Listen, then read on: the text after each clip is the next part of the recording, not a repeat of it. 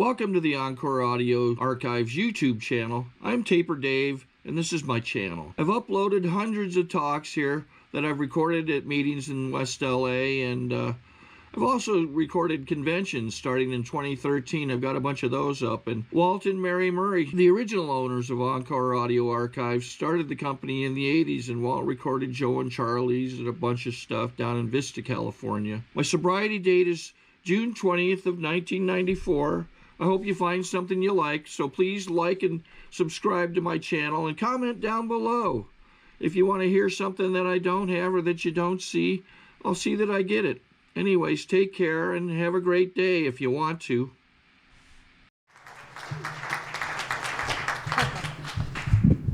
My name's Shalaby and I'm an alcoholic. And I'm really grateful to be here, and it wouldn't be H&I if there wasn't a big gaping hole behind me, and because those of us who do this kind of service work, we go to any lengths, including falling into a gaping hole or whatever it is that, I don't know. I'm really grateful to be here, and first off, I would like to thank Bob for asking me to come out and speak. I am always willing to go to any lengths for Alcoholics Anonymous, and H&I is a huge, huge part of my life, and it has been since about 30 days of sobriety. And I would also like to thank Eric. Eric was my liaison to the committee, and he was on the phone with me and just making me feel really welcome in coming here, and I just really appreciate that and everything that you did for me. So with that, I too, those of you that are on the committee, I understand what it means to be a part of a convention committee. I just, this June, was the chairman for our local roundup, so I understand the kind of commitment that goes into setting up something like this, and it's huge. And so I know that Ken, the chairman, is only as good as his committee. That's what I know, because as being the chairman and having people go, oh, you did an awesome job, I didn't do it by myself. We do it together. And that's the one thing that I've learned since I've been sober is that, I can never do alone what we can do together, and for that I'm really grateful. I was sitting here praying because I didn't want to say anything too sarcastic or ugly, because I have the tendency to do that, especially when it comes to, because it's H&I, so we get the tiniest room in which to talk to because nobody's going to come out. I'm sure I'm preaching to the choir right now. How many people in the room do hospitals and institutions work? Oh, so there are some people that aren't. So the ladies over here are going, oh, I'm in the wrong room. Okay, so I'm just joking. Excellent. Well, then you're in the right place. All right. She's like, stop talking about me from the podium. All right. My sobriety date is January 6, 1998, and I was extremely unhappy when I got to Alcoholics Anonymous. I was very angry. I hated everything about being sober.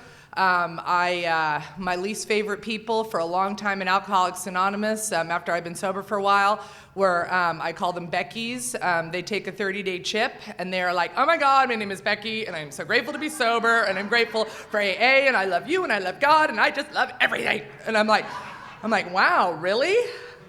Because the only thing I was grateful for about taking a 30-day chip was that I got to quit qualifying at every meeting that I went to for having less than 30 days, so I was really grateful for that. Because I hated that. Is there anyone here with less than 30 days? Would you please stand, identify yourself? I was like, I'm Shalaby, I'm an alcoholic. Hi, Shalaby, keep coming back. I'm like, oh, I hate you guys.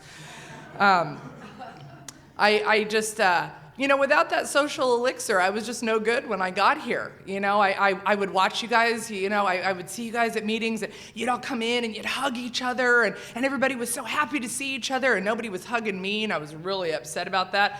But not really, because I didn't really want you touching me either. So it was kind of a, weird dichotomy. But, but I would just sit there and I'd be like, how come nobody comes and talks to me? It was probably, like this, because I'm looking at you like, ugh. So that's probably why you weren't rushing me, And what I come to realize that it wasn't what you guys weren't doing. It's what I was, it's what I wasn't doing. There were some things that I had to do. So, yeah, it was, January 6, 1998 was a complete turning point in my life, and nothing has been the same since that date. And prior to January 6, 1998, I started drinking when I was 13, and 13 is really young. 13 is I'm a teacher. That's my job today, and I teach 5th grade, and so my kids are 10, 11 years old, and they leave me. And I look at them and my little tiny babies who are going off to middle school, and I'm like, oh my gosh, like in a few short years, they could be doing exactly the same thing that I am. Because some of them are restless, irritable, and discontented. You know, I look at them, and people ask me after I started teaching, they're like, can you tell the ones? I'm like, oh yeah, because they remind me of me, you know? You know, it's like, I'll say something like, I'm like, oh, you know, they're like, I got this pencil from the student store. And I'm like, that's a really nice pencil. They're like, do you want it? Because they just want me to like them, you know? And I'm like, oh, save them a seat, you know? And, but I just look at them and I think, wow, you know, 13 is really young to start drinking. But I knew I was going to drink. I knew I was going to drink from the time my dad used to drink, and he used to let me take pulls off his beers. He used to drive around with a tall boy can of Coors. It was vanilla colored at the time, and he drove everywhere every weekend with that tall boy between his legs, and he would let me take pulls off of it. And I was like, oh my God, I'm going to drink one day. Like I know it, you know. And I did. And the first time I drank, I was suspended from 8th grade for drinking because, you know, nothing says something's wrong with the 13-year-olds all congregated around a locker drinking out of a hairspray bottle.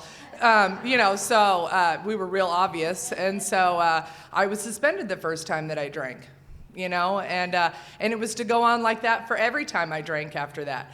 I would get in trouble right away. At 14 years old, I was kicked off the flag team and marching band for being drunk at a performance. 16, I lost my virginity drunk, you know, and it just goes on from there.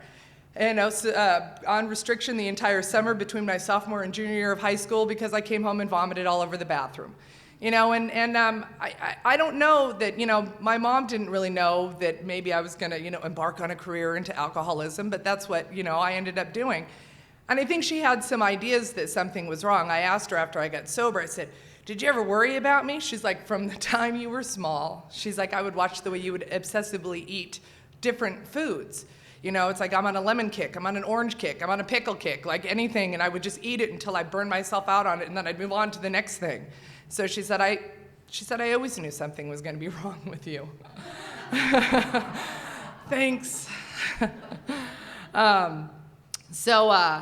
You know, I drank intermittently all through high school. I didn't drink every day. You know, I didn't start drinking and just set out for the course of destructive behavior. You know, it took a long time. But when I turned 21, I went away to college. I went to San Diego State University. And I went there very specifically because they were ranked top 3 in Playboy for party schools. I had gone there one time for a weekend. I have no idea who we went to go see. I don't even know who I went with, but I was drunk the entire time I was there, and I'm like, oh my God, I'm going here. So I did, and they kicked me out after about 6 months out of my dorm for fighting. I didn't really think it was fighting. You know, I just slapped her a little bit. So I don't really think that that's fighting. You know, I think a fist is involved, and so, but they didn't see it the same, and then eventually they kicked me out of the university twice, because I would sign up for classes at 8 o'clock in the morning, but I would drink till about 4 a.m., so there's not much, you know, pass out, wake up time there, so I didn't make it to school most of the time, and so they frown on like a 0.0 GPA, so twice they kicked me out. And so I would have to move back home. You know, I would always have to move back home. You know, my drinking sets off my phenomenon of moving as well, and I can't seem to stay put, and that's what I do. I just move from place to place, and I keep living with people that I don't really like. I don't know normal people who do that, like if they didn't really like somebody, that they would be like, I'll go live with them again, and again, and again, and again, and I hate them, but, you know, they'll let me drink. And that was really how a lot of my friends were, is that I didn't really care for them, but they wouldn't say much about my drinking because they drank. You know, my friend Meg, who brought me into AA, says that like finds like, you know, and I always seem to find like-minded people. And so my last 3 years of drinking, I call my sofa tour of 95, 96, and 97, because if you had a couch, I was sleeping on it in the greater Tehachapi, Bakersfield, Lancaster areas. And so, and it really wasn't Bakersfield, it was Oildale, which is a lovely little suburb outside of Bakersfield. People who laugh really hard know that Oildale is not lovely, yeah. So and what had ended up happening is that this friend of mine, I had met her, and she was sober. in Alcoholics Anonymous. But I didn't really put all that together. I had come to AA once before on a court card when I was 19, and I got the DUI. So I went to one meeting over at the Open Door, and it was a candlelight meeting, and I told my mom the meeting was an hour, but it was really an hour and a half, and so we're sitting in there, and I can see her out, and you know the best AA meetings are in the funkiest part of town, so that's where the Open Door is.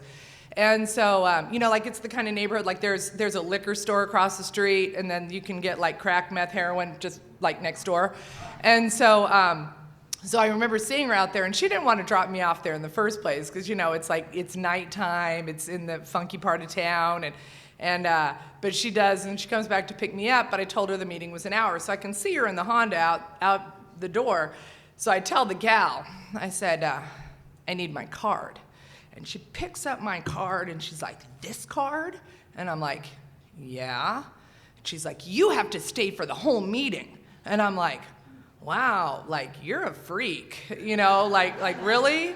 And so she kind of flings it at me, and she's like, "Next time you have to stay for the whole meeting." And I'm like, wow, what is her problem? Like, really, who cares? Because I don't really care. I'm not there to get sober. I'm here to get my court card signed. You know, what I vaguely remember about that meeting is that I swear there was a guy in there, his name was Red. He said he was 10 years sober. He lived down by the railroad tracks. And I thought, my God, if this is your quality of life, you should probably be drinking. Like, you know, but that's probably not what he said, but that's what I heard. And so, you know, fast forward like 15 years later, I'm the secretary of the Sunday at 11 a.m. over at the Open Door, and this gal comes and wants her court card early, and I'm like, "This card?" You know? She's like, "Yeah, I need to go." And I'm like, "You have to stay for the whole meeting." But I don't flip it back to her. I stick it in my back pocket like it's, you know, I'm holding it hostage now. And, you know, so it's amazing the way things will change, you know. So, so I didn't really, I knew for a long, I knew AA was about not drinking. I didn't have any sort of ideas that it wasn't about drinking. I didn't think people came to AA to learn how to drink normally. I knew it was about not drinking. So I was like, ooh, I'm not going back there, ever. So, because I had no intentions of not drinking, you know, and so, so those last 3 years of drinking, I end up in Tehachapi, and so Meg takes me to Tehachapi, and she's like, "You want to go with me?" You know, our folks lived up there or something, and I'm like, "No, not really," because we used to have to go there when I was in high school and pick apples, because they have big apple farms out there, and I just remember thinking, like, who lives here? You know, like crazy farmers live in Tehachapi, and you know, who'd want to go there? You know, I was 16, and so I reluctantly went with her, and we go over to these people's apartment, and we're there for like 5 minutes. And the guy whose apartment is, he's like, "Do you want to go get beer?" Oh my God, because at this point in my drinking, I am restless, irritable, and discontented until I can get that sense of ease and comfort that comes at once from drinking. So of course, with he says, "Do you want to go get beer?" It's like my mom, she's got Pomeranians, she's got 2 small Pomeranians, and when she goes, "Do you want to eat?" They get all, you know, they get all excited. That's the way I am with, "Do you want to go get beer?" I'm like a small Pomeranian inside. I'm like, oh my God, you know, and I'm all excited. My heart's palpitating. I'm starting to salivate, you know. I'm like, ooh, because I know what's going to happen. I know what's going to happen to me. And I have been barking at people all day. I have been angry all day. And I know what's going to happen. So I'm like, yeah. And I jump in the car, you know, like head out the window, like, you know, I'm just so excited because I know we're going to drink. And that's all I'm about anymore. And so, but on the outside, I'm like cool as a cucumber, like, yeah, that's cool, you know. But inside, I'm just like, oh, you know, because, And we get over to the AM, PM, and we're standing at the beer cooler, and Gil says, "We should probably get a case." I'm like, oh my God, yes, because there are only 5 of us. So I immediately start doing math to figure out how many beers I'm going to get. And so in our math book at school, they have real-world math problems in these little boxes that most of the time I can't reason out. So I have to ask one of my gifted kids who's 10, you know, "How would you work this out?" Because I have no idea. I'm just not gifted in that way. Because I believe a real-world math problem is something like, Shalaby and 5 of her friends gets a case of beer. How many beers will each one get? And I'd be like, oh my God, it's a division problem, you know? And there's going to be a fraction left over at the end. You know, that's the way my head. And so all I can think is, oh my God, I'm moving here. So they're my favorite couch on the sofa tour. And I once again found people who drank exactly the way that I did. You know, and in part of my seeking all these people, I was really hoping that maybe it could take the focus off of me, because now I got people that are just on me all the time. You know, my mom, oh my God, I was very upset when I got to AA and there was no chapter to the moms in there, because I'm telling you, the bane of my existence, and if that woman would just stop talking about the drinking, we'd probably all be a lot better, you know. And but so I would always move home, so I'd be out staying with people. And you know, and it's dawned on me that not only does the alcoholic forget the pain and suffering of a week or a month ago, I also believe the people that are around us forget the pain and suffering of us. Because I would leave. I'm not a bridge burner. I like to get the fire really close to the bridge, and then right about when I sense that you're gonna burn my bridge, I'm like, oh, I gotta go, you know? So it's like just as you're getting ready to put me out of your house, because I don't know how you guys are, but I could always sense when you were getting ready to kick me out. Like, I know, you know, because I've done some really, I don't know, selfish and you know, things in your home, like invite people over from the bar that I don't really know into your home, and you're probably sleeping, getting ready to, you know, for work the next day, and I don't really care, you know, and then, you know, you're telling me to shut up when you come out because you've been sleeping, and I'm trying to introduce you to, this is, what's her name? You know, because I don't know these people. These are my friends, though. And so just as you were getting ready to put me out of your house, I'd be like, I'm out of here. And I'd go, and I'd pack my stuff up, and I'd move back home. And as soon as I would get back home, my mom would say things to me like, oh, well, there are some things you need to do, like get a job. And I would say, I know. And then she'd say, and you need to go back to school. And I'd say, yeah, I know. And she'd be like, and you need to not be drinking.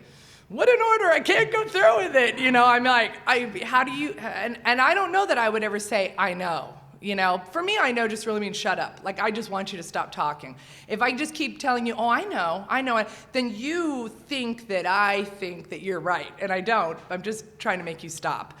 And so, so I would tell my mom I would do those things, not the drinking part. I would do things. I really like Eric last night was talking about, well, she didn't really mean like all together, or she just meant in the house, or in front of her. You know, I would do all that sort of negotiating, and that wasn't what she meant. She meant like at all, you know.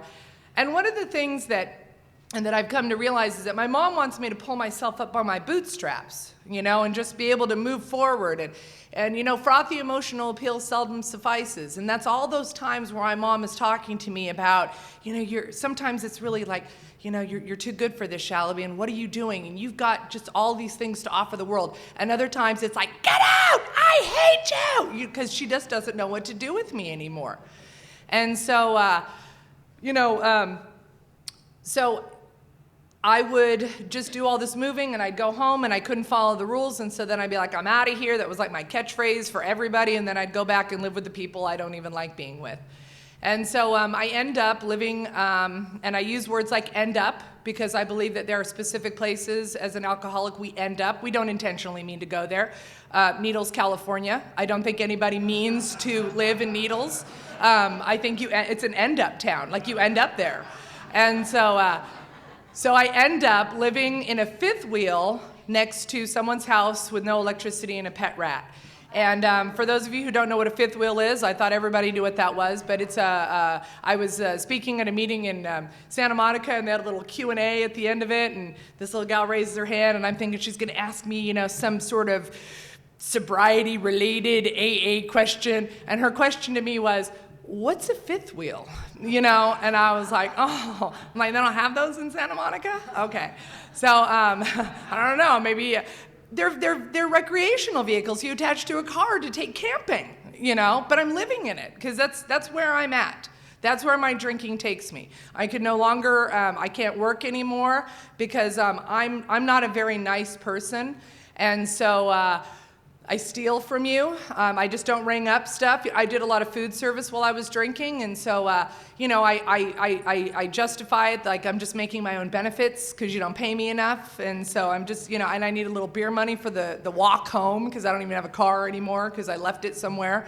Yeah, now it's like when people are like I lost a lot. I didn't lose anything. I would just be like I don't have space for it on my back, it's like, if I can't carry it, what's the use, And the Datsun, I mean, really, 72 Datsun 510, the most fabulous drunk car on the planet. It was made of like metal, like you could run into things, and it was fantastic. And I would always end up cutting the corner at the gas station, so there was always red scrapes of paint or yellow on the side of the red car that somebody had spray painted. It was just a great car. I had broken the key off in the door, so I couldn't get into the trunk anymore, and there was a hole in the gas line, so every time I turned left, it sloshed up into the trunk, and it just permeated gas. There was a hole in the exhaust manifold right underneath me, so when you accelerated, it went bah! And the radio was one of those that if you didn't hit it just right to get both the speakers on at the same time, it was fabulous. And I would go and buy like 2 quarts of King Cobra, and I'd have one of those big 32-ounce cups from the AM/PM. And while I'm driving down the road, I'm filling up my cup, smoking a cigarette, driving with my knee, gas smell, and I'm just like, woo, living the life, I thought I was really thinking of others by flinging the beer bottle out the window in the right-hand lane, rather than the left, so that nobody gets damaged behind me. Anyway. So I'm in the fifth wheel. They want $50 for rent. I can't come up with $50 because at the burger spot that I work at in Tehachapi, people would come in to order food, and their menu was very simple. It was like an In-N-Out menu. It wasn't really all that complicated, and people would come in, and I'd be like, you see, they lay all over the counter, just looking at you with contempt because they work there and you're ordering food. That's the way I felt. And people would stand at this menu and they'd be like, gosh, what do you want? And I'm like, is it a burger you seek here at the burger spot? Is that what you're looking for? So they didn't keep me too much longer after that because I don't know how to be nice to people. So I have to beg to come home, and the same rules apply as they always do. Get a job, go back to school, not be drinking. She means in the house. She means not in front of her. She doesn't mean all together. And I would wait all day for my parents to go to bed, all day. Because now I'm back, and I'm living in my sister's room. I have nothing except for like some CDs, some clothes. I have nothing. And I'm in that room, and I'm just waiting all day, and I'm restless, irritable, and discontented. And I just stomp around that house, and I am so angry at everybody because I can't drink. I can't drink right now. So I would just go around all day, and I would steal change like I'm a raccoon, like, oh, it's shiny. And I would just go around, and I would steal change and shove it in my pocket. And I would wait until everybody went to bed. And so since I don't have the Datsun anymore because I left it, they wanted $32 to register it. I don't have that kind of money, And so they would go to bed, and I would steal my mom's keys, and I would go out, and our house is really loud. I don't know, like the front door is heavy and it's loud, and so it's just, when you're trying to be really quiet and everything, you're just like, oh my God, everything is magnified. So I'm trying to close the door, and I'm, shuffling down, and I get into the car, and I back it down the driveway, and then I start it up, and then like halfway down the street, I turn the lights on. I go in, I get, 2 or 3 bottles of King Cobra, the tasty malt beverage, and a pack of cigarettes and sunflower seeds. That's a lot of change to be stealing in a day, just to put that out there, I am quite resourceful. I like to sell your CDs, roll your pennies, whatever, I don't care. And so, and then I would have them double bag it, and I would put it in my backpack, because if I can't carry it on my back, what good is it, And then I get in the car, I cut the lights, I cut the engine, I coast it into the driveway, I jump out of the car, I got sunflower seeds in my hand, and I walk up to the door, and I pray to God my mom's not standing there. And if she is, I am armed with sunflower seeds, so I could be like, if she said, what are you doing? I'd be like, sunflower seeds, like I'm a hamster, and I need these, and that'll deflect her or something. And then I would go in that room, and I would sit there. Now, my drinking is no longer, my head and my body were not on the same page anymore. My body would wake up every day and it hurt. It hurt. Everything about me hurt. My kidneys ached. I was bloated all the time. I was like Shalaby, the human walking keg of beer. And my mom pointed out that just because I didn't have a drink in hand didn't mean I wasn't still drunk from the night before. My only state anymore, especially from 21 to 27, was just drunk, and that was it. And so my body would be like, oh, we're not drinking today. And my head would be like, well, you must have not got the memo, because of course we're drinking today. And so, you know, the insane idea always won out. My drinking always won out. And so what I would do is I would uncap that King Cobra, and I would sit there, and I would take a pull off of it, and it would hit my stomach, and it would come right back up. And I would close my throat and my mouth as tight as I could, and I would let it ride up and down, up and down, up and down until it would settle. And I would have to do that 2 or 3 times until I could get it to settle into my stomach. And then once I could, it's on. Like, I know once and this is the way my drinking has been for quite a few years, you know, but I think, like, that's just how I drink now, you know? And I just don't think that the normal drinking folk, that's not the way they drink. You know, I've gone out with my coworkers, and they are the we're going to go out for happy hour sort of folks, you know, and you know, on Fridays they're going to have happy hour. You know, we all get the emails, and you know, so I'm trying to be social, and so I go out to happy hour with them, and I always think, like, if I was drinking, this would all go really badly, because I don't like most of my coworkers as it is, you know, but I have restraint of tongue and pen most of the time, and so I can shut my mouth and not say anything. So I imagine if I was drinking, I don't know, 3 to 5 in, I'd probably be giving you the, you know what, because that's how all of my really negative conversations start. You know what, and then I'd have to tell them what, and how horrible I think they are. And then it would probably be one of those things like where like that guy would walk in, because I love that guy. You know, that guy used to have some requirements, but eventually, you know, then it went to like a full set of teeth, like he just had to have a full set of teeth. And then after a while, it's like, well, maybe just visible teeth, you know, like if he's missing the ones in the back, it's okay, you know. And because for picture purposes, they need to have visible teeth. And so, like, these are my requirements for dating when I'm drinking, if you want to call 15 minutes with another human being dating. But, and so, and I just imagine my coworkers probably saying something like, Shalaby, what are you doing with that guy? I'd be like, leave me alone, he's mine, you know? And then they would probably all leave, because I've watched them leave. Happy hour is over, they're done. They go home, it's Friday. They're gonna go home and probably have a meal with their husbands and their kids and stuff like that, and call it an evening. And they're gonna go home. I wouldn't go home, not at least until, you know, I like to leave bars early, because bar time and real time are never, they don't coincide, and you need to leave extra early so you can get to the liquor store to make sure that you get more booze before you go home. Because there is nothing worse for me than rolling home and being like, if we had just left 5 minutes earlier, everything could be so much different right now. Because I would just sit there and I would just think about not being able to finish my night. And it would be obsessive. And what are you gonna do? And then I would start rummaging around your house until I found something to drink, and, you know, or it would just be, you know, like if I was at my mom's house, she'd always have wine, and then I would drink it, and then I'd fill it back up with water, and then I have every intention of putting it back the next day. And then I go and I have to drink it down to the whatever I think but then I'm just gonna drink that bottle and then have to do, you know, it's a vicious cycle. And so, but, you know, and then I imagine going into work on Monday in the teacher's lounge, and teachers are pretty ugly groups of people anyway, as far as how they talk about your children. Anyway, not me. And I don't. I love your children. I love the children like a lot of teachers don't love their children. And it makes me sad, and I get very upset. And I can't talk to a lot of them because I just don't feel like they understand what it means to be one of God's kids, and I do.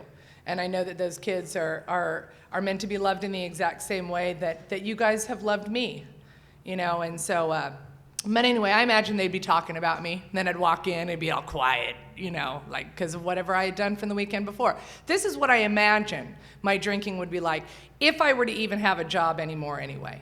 You know, so I don't think it would take me that long before I would not even be able to work anyhow. Because I know that in sobriety, you know, without sponsorship and a prayer life and trying to run the show myself, that, you know, my classroom at 6 years of sobriety was like a hostage situation, and I was playing the head terrorist. So, you know, I'm very aware of who I can be sober. I'm worse drunk. So, so I'm back home. I'm living with my folks. I'm sitting at the table with my mom. It's a Friday night. I'm drunk. My drinking's gonna come up, because it always does. Same rules, same conversation. You need to go back to school, I know. You need to get a job, I know. And you need to not be drinking. To which I say to her, if I'm not drinking, my life is really gonna suck and I'm not gonna have any friends. And I'm not gonna be funny. And she said, Shalaby, first of all, it's really sad if you think that drinking has made you the person that you are, because if anything, it's taken that person away. Second of all, you haven't been funny in a really long time, so you don't have to worry about that. And, I called her by her pet name, bitch, and I'm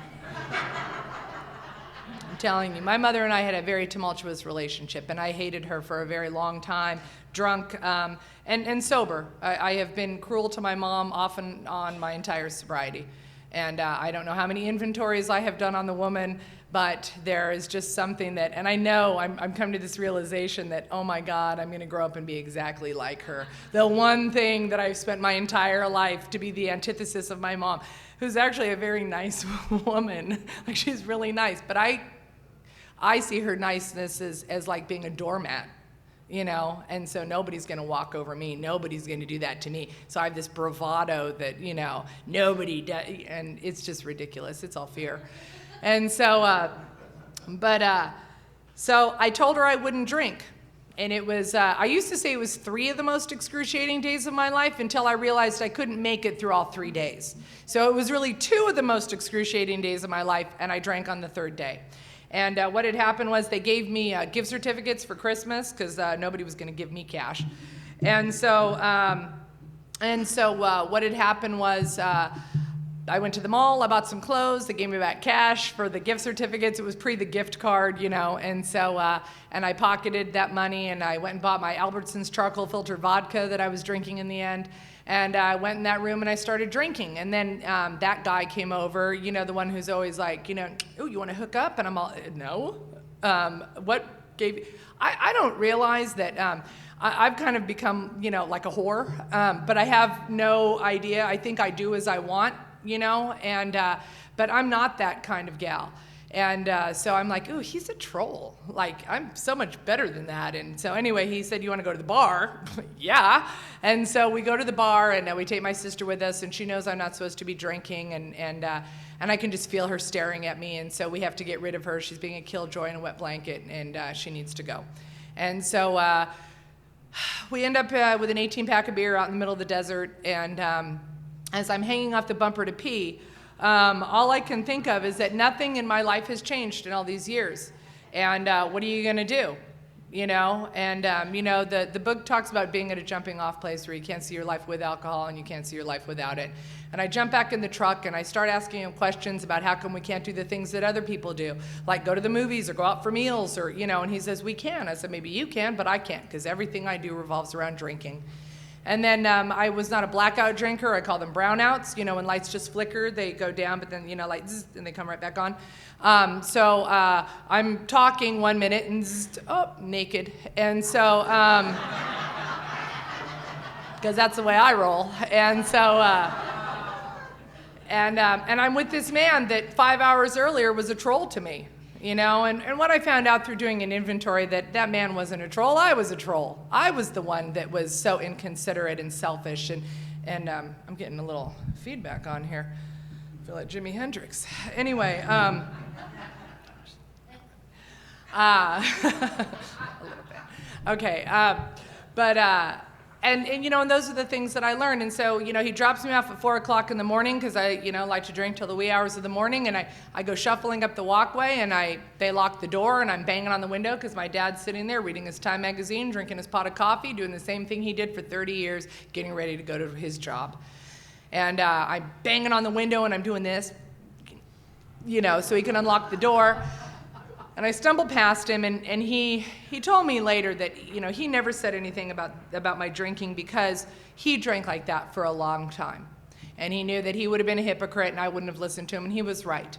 And so I stumbled past him, I go and I pass out, I wake up the next day, I'm waiting because I know my sister's told on me, I'm probably gonna be busted, put on restriction, and that's just the way things go. Now I'm 27, when you're 27 you don't get busted, you don't get put on restriction, like that's how a child thinks, but that's where I'm at. I'm still that 13-year-old child. I'm juvenile in everything that I do.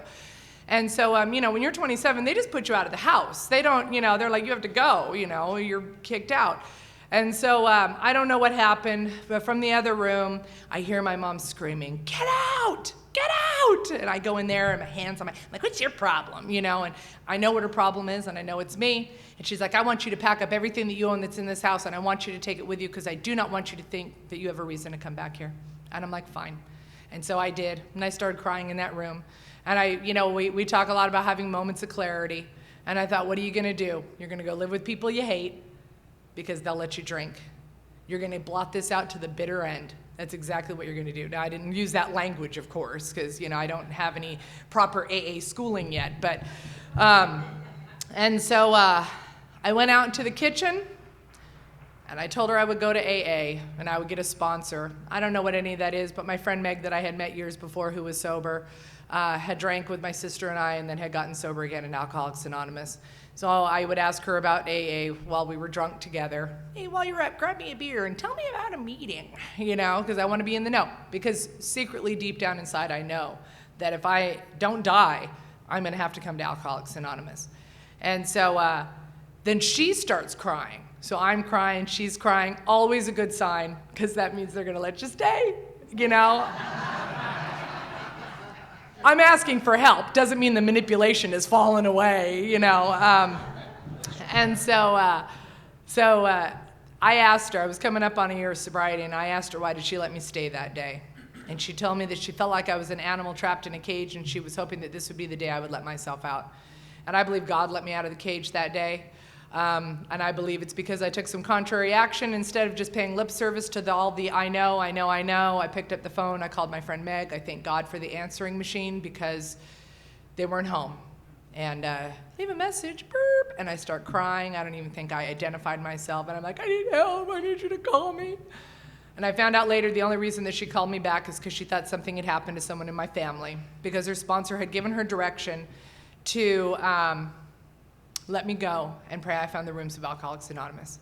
And I believe her prayers got me to Alcoholics Anonymous. That and all those really cruel things my mom said to me, like, I can't wait till you have children so they can grow up to be alcoholics, so you can watch them drink themselves to death like I have to watch you.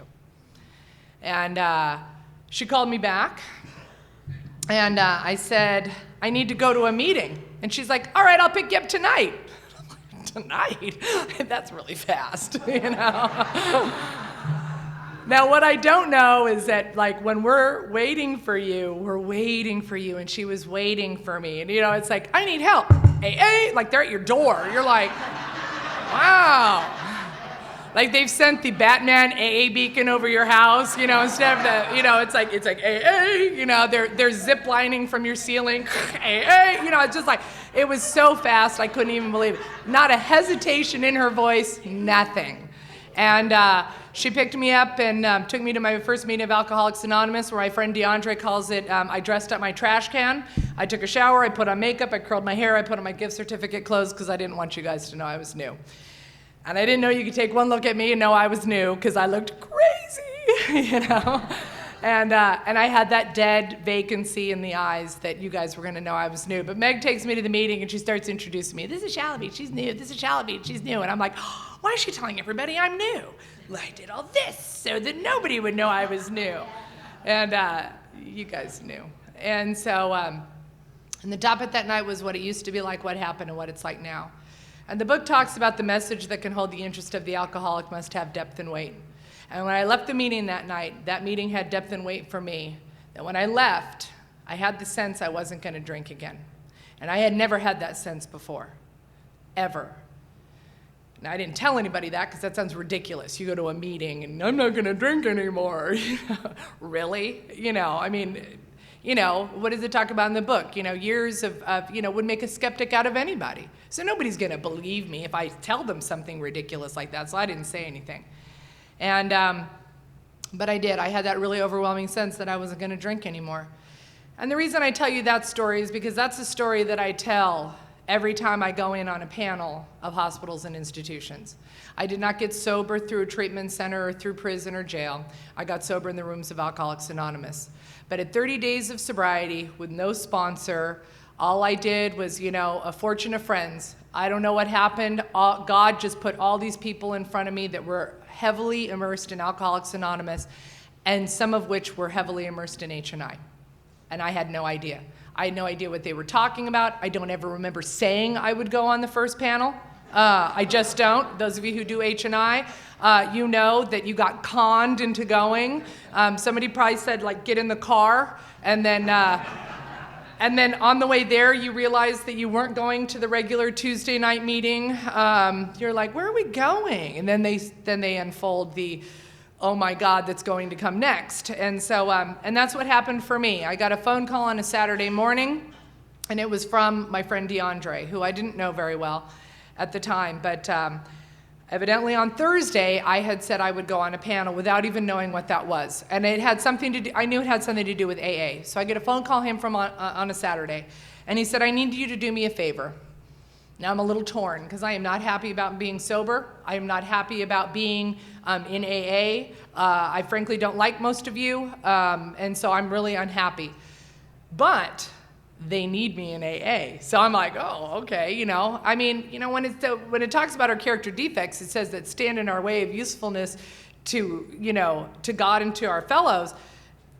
Stroking my ego is a really good way to get me to do a lot of things, So, so I said, yeah, what do you need? He's like, I need you to pick up this kid.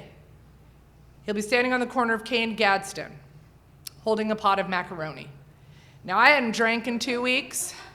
For 2 weeks, my dad, he was getting rid of his truck, and he's like, how long has it been since you drank? And I'm like, 2 weeks. He's like, that's a long time. I said, I know. 2 weeks is a long time to go without drinking. 2 weeks never became available to me in all those years that I was drinking. And so he was so proud, he gave me his truck, which ended up becoming Sober AA Mobile. So, new people with cars, we'll just put you to work. And that's what he did. I had a car, and so he's asking me to do this favor for him. And I said, you want me to do what? And he's like, Kid Corner, K and Gadsden, go pick him up. And he hangs up on me. And I'm like, I don't want to do that. I don't want to pick up somebody I don't know. That sounds really awkward and weird. I don't want to do it. I don't have this guy's phone number. I call him back. I go anyway. I pull up to the corner of K and Gadsden.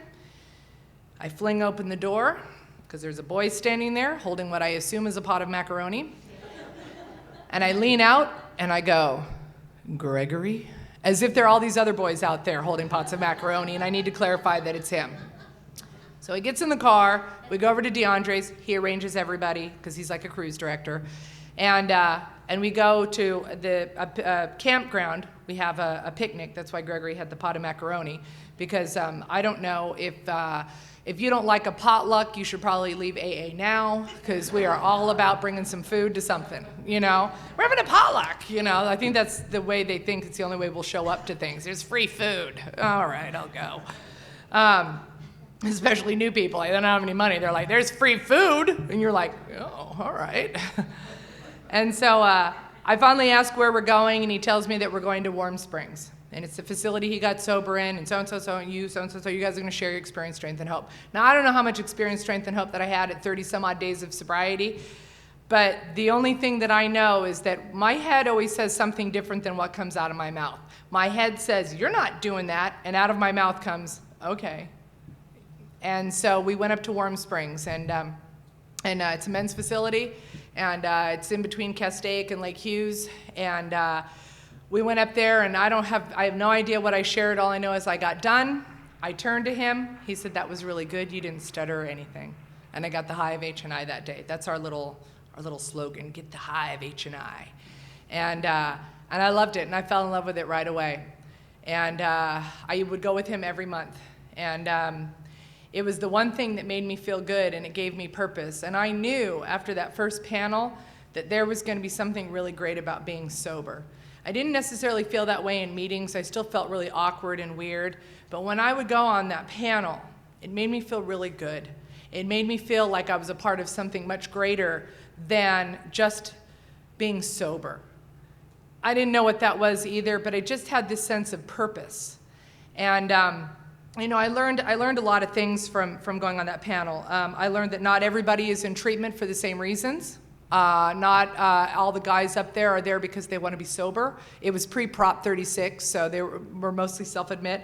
And I used to dole my phone number out like, oh, it was my job. I'm like, oh yeah, you want my number? Because obviously I'm just exuding sobriety like crazy. It wasn't sobriety I'm exuding, but you know. So I'm like, you know, I think they want what I have. Oh, they do. But I don't know that, so I'm just peeling off my number like crazy. I have this guy give me a call. He's like, hey, Shalaby, I don't even remember his name. And I'm like, hey, you know, and I'm like, A this and A that, blah, blah, blah. And I'm just, you know, I'm all crazy with the AA now because I'm like 6 months, 9 months sober. And I'm just like so excited that I can't even control myself when I meet new people that are not in AA. You know, it's like, hi, I'm Shalaby, and I'm really glad to meet you, because I just want to insert I'm an alcoholic after everything I say, you know. I went to my 20-year high school reunion. They asked if anybody wanted to share. I'm like, sure. I grabbed the mic. Did I say 20? It was the 10. The 10-year reunion. I grabbed the mic, and I'm like, hi, my name is Shalaby, and lately I followed that up with, and I'm an alcoholic. And half the room laughed, and the other half was like, she's serious? You know. And evidently, I talked so much about being sober because they'd be like, what have you been doing since high school? And I'm like, I've been drunk, you know, but I haven't drank in 9 months. And they're like, okay. When I went 10 years later, my 20-year high school reunion, they're like, are you still sober? I'm like, oh my God, I must have been a freak, you know. 10 years has elapsed. I haven't seen any of these people, and they're still asking about my sobriety. And I was able to tell them, yes, that I was still sober, you know. And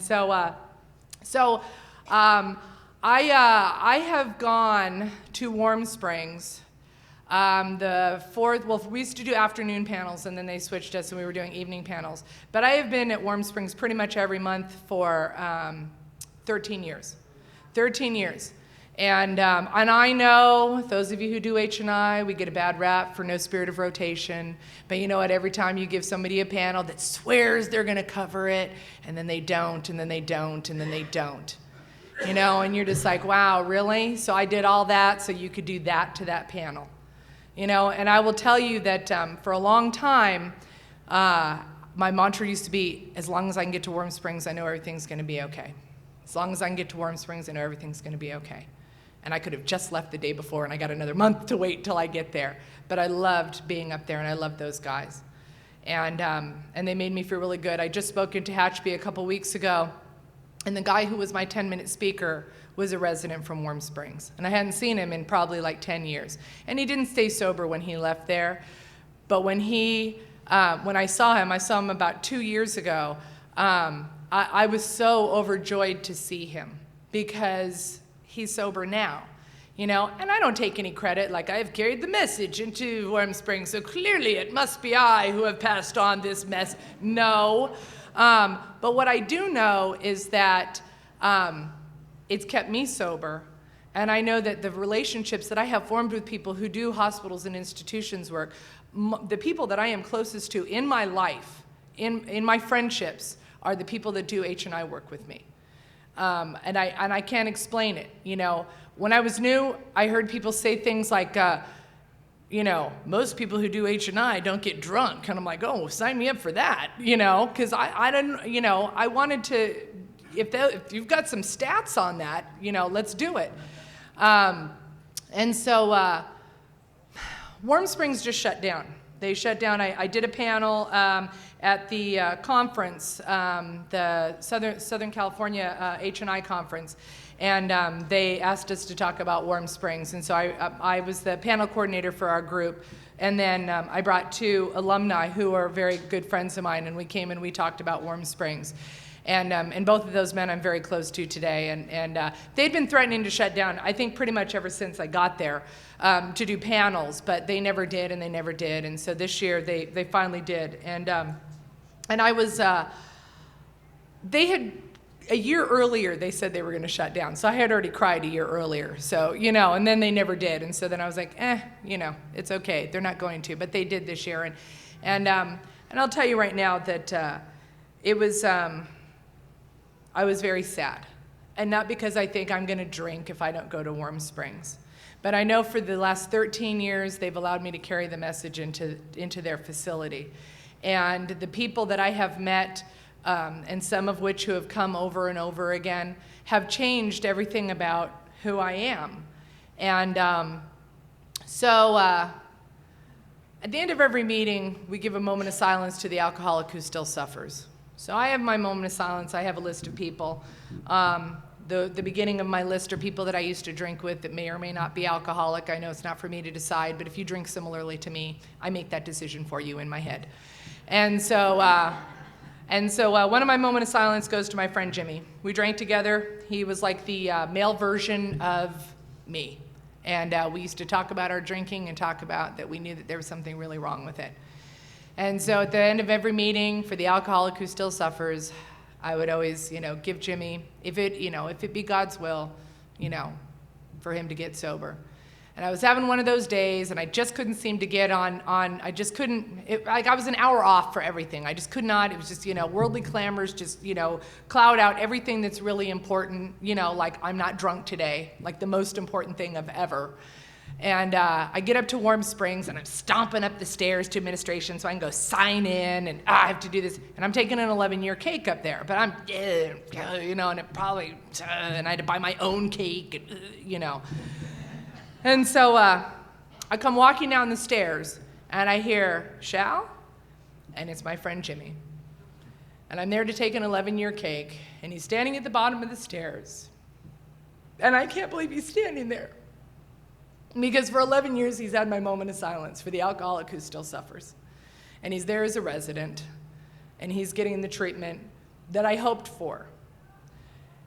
And all of that crap, that ridiculous, what's going on that's so important in my life, just all melted away. Because there he was standing there. And I'm going to see him speak on the 27th of September, and he's coming up on 2 years of sobriety. And when they closed down Warm Springs, they moved the name to another facility, to Acton, and they split the women is still Acton and the men is Warm Springs. And they said that as women, we were no longer allowed to carry the message to the men at Warm Springs. And they had like a secret meeting, and they didn't invite us. And I was very upset. I was like, I should have been at that meeting. And my husband, Anthony, said, no, you shouldn't have. Because I would have just given them the what for. I would have started that sentence with, you know what. And I would have put a black mark on all those years of service that facility let me have with one quick burn of my tongue. And I would have taken away all the years. So what I did instead, because what Anthony reminded me was that in the spirit of rotation, now somebody else would get to take that panel and carry the message in. And that I got to have that panel long enough that I got to see my friend Jimmy get sober. And all of that bitterness that I had for what's mine and I should be allowed to go because I've been a good member of Alcoholics Anonymous and all that I've done, and he was right. So what I did instead is that I wrote them a letter. And I wrote them a handwritten letter, and I thanked them for the 13 years that they let me go up to that facility. And I told them that although it was bittersweet that I was no longer allowed to carry the message in there, I understand they have new rules and regulations, and that's part of their new requirements, and I'm okay with that. And I went on to tell them the story of Jimmy and how I was able to see Jimmy, you know, get sober and now coming up on 2 years of sobriety. And I thanked him for that service, and I sent it. And I don't care if they read that at a group level with all of their counselors, you know. Of course, Grandiose Me would love that, you know. It probably ended up in a pile somewhere with some other unopened mail, and that's okay too.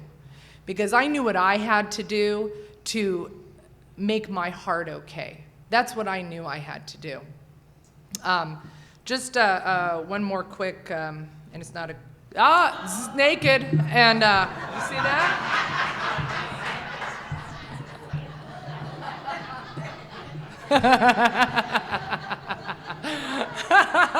That has never happened before. That was awesome. It's like I have a light show that goes with my story.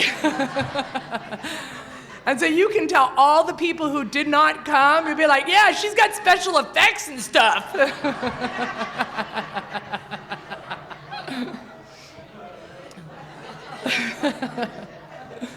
So the other thing I want to talk about is that I was the chairman of our H&I committee probably about almost 4 years ago. And anyway, I thank H&I for giving me my husband. So he was in treatment and I was on a panel.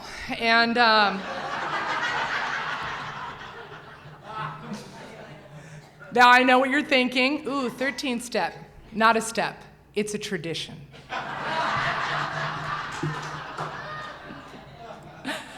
And we did not start dating while he was in the facility. You know what? He used to come to our H&I meetings, and it wasn't until he got out, and no, we didn't follow the there are no relationships in Alcoholics Anonymous for the first year of AA folklore. Because it doesn't say anything about that in the big book. What it talks about in the 12 and 12 is when boy meets girl on AA campus, and we have all that crazy baggage. It doesn't say when boy meets girl and everything's gonna be fabulous. It talks about that when love at first sight happens and things go really wrong, but they don't have to. And so I think the only reason people don't talk about he and I in that regards is because we're married now. So nobody can be like, see, it doesn't work, and so whatever. But we got married in March. We eloped in New Orleans, and I spent most of my sobriety single. And I would hate that in the 12 and 12. It would talk about single people can throw themselves harder into work. And I'd be like, oh, really? And I'd get really resentful every time they make announcements at meetings for dances. It's like, $5 for couples, $3 for singles. And I'd just be like, wow, they get $1 off. That's not fair. And I would throw big fits at meetings and stuff. And in my own lovely resentment. And then people would tell me things like, you should move out of Lancaster. You're gonna always be single if you're in Lancaster. And I just kept thinking I don't have to go and look for a person. I believed after a while that God would place somebody in my life. And God brought me Anthony. And I knew, because it was the first time that I hadn't gone seeking someone. This is the one, I'm gonna make it the one. The Al-Anon gal was talking about that, and like a project, and I don't even know that I had the confidence to date most of the time. And so I just stayed single most of the time and just did this work that we do, and I knew that if I was gonna be with somebody that God would bring someone to me, that I didn't have to go and search it out. One of the things that I love is that we both do this kind of work. It's a big part of our lives. He has panels, I have panels, we trudge this road together, and we do things very similarly as far as what we do in regards to Alcoholics Anonymous. And having a relationship with somebody who's in AA is a wonderful, wonderful thing. And I used to say, God, if I'm with somebody who's in Alcoholics Anonymous, I would hope that they would have the same level of commitment to AA that I had, and I have a tremendous amount of commitment to Alcoholics Anonymous, and that was one of the things. I knew that Anthony was brewing coffee at a meeting, and so in a non-altruistic way, I went to that meeting. Because he was there, and so I'd like to say and I went to this new meeting, and he was there. No, I went because I knew he was there, and so But I would watch him, and I knew that he had taken on commitments and that he was staying sober, and these were the things that I found very attractive, was somebody who was doing the things that we do in Alcoholics Anonymous. And, you know, and he does the same kind of service work, you know, that we do. He has a panel at Tarzana Treatment Center. And although Warren Springs has closed down, I just took a panel at a men's prison. And the thing that's kind of cool with that is that, you know what, those guys aren't going anywhere for a while, so I'll get to forge a different relationship with them than I do with the guys that kind of rotate in and out of Warm Springs. You know, and so I've only gone 3 times, but I've already established a relationship with some of those guys. And I look forward to establishing that relationship that we get to do. You know, I made a fast friend just a couple weeks ago. I had a guy who I had never met before, and Anthony kind of set up a date for us, you know. I had heard people talking about him. He was new, and he's like, I think you'll really like him. He's really cool, and he's just fun. And I picked him up for a meeting, and he jumped in the car with me, and I took him up to Tehachapi with me, and we became fast friends. And those are the relationships that I have found in Alcoholics Anonymous, are those fast friends that we make because we have that thing in common, this thing in common. If we're, you know, if you're doing the same things that you're doing, these are the things we have in common. And it's an amazing thing, an amazing experience to be sober, you know. And I wasn't excited about being sober. I hated being sober. I hated AA. I hated the way it felt because I just didn't know, I'm so scared, and I didn't know what to do.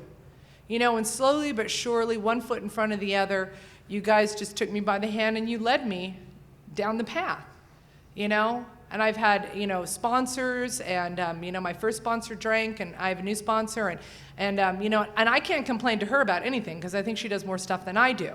You know, you should probably have a sponsor who does more than you do, so when you go to complain to them and whine like, how come I have to do everything? She always says, because you're a real alcoholic. And I go, oh. And she's right, because I'm a real alcoholic, so I have to do the things that I see other people that don't necessarily have to do. You know, whether or not they be real alcoholic, I don't know. I used to really resent that when I was in meetings, and I'd hear people be like, I'm Bob, I'm a real alcoholic. I'd be like, really, Bob? You're a real alcoholic? You don't think the rest of us are real alcoholics? I thought he was being condescending. I didn't know. I didn't have a book. You know, I didn't know that there was, you know, what about the real alcoholic? You know, I just thought he was being jerky. And so, yeah, that was my least favorite alcoholic. Was the real alcoholic. And you know what, and today I am a real alcoholic, and I know that there are things that I have to do.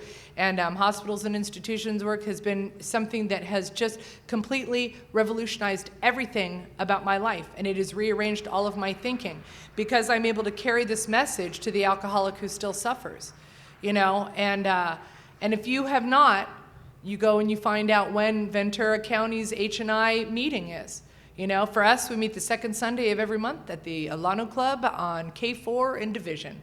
And that's where all those people, we used to have this tiny little committee, tiny, and we just keep rotating the same people through it. Because, you know, it's like, well, you were just the co-chair, so you just be the chair, and then, you haven't been, you were the secretary, you can be the treasurer now. I mean, we have a joke. You come 3 times, we'll put you, you know, it's like you can be the chairman, you know, because our committee was so small. You know, and now we did a group inventory, and we overhauled our bylaws, and that really brings, if you really want to make people upset, you do things like that, and then people come out of the woodwork, you know, and now we have a committee of like 30, 40 people, and that's an amazing thing, because I don't have to be on the committee year after year after year. I can just be a member who carries a panel in, you know. So find out when your H&I meeting is, and I'm sure that anybody up here would be able to give you that information. You go in there, and I'm telling you, most of these committees are pretty small and are really hurting for people, and they have a beautiful, beautiful H&I booth down where all the raffle prizes are. I mean, beautiful. And there is a list of all of the facilities that they carry the message into. And so, and it's a little newsletter I saw printed out, which I thought was very nice. And so, so you ladies might want to stop by and do that and check that out. And just know that, you know, we always need help doing this kind of work. And it's just an amazing thing. And so once again, I just want to thank everybody for being here, and thank you guys for having me.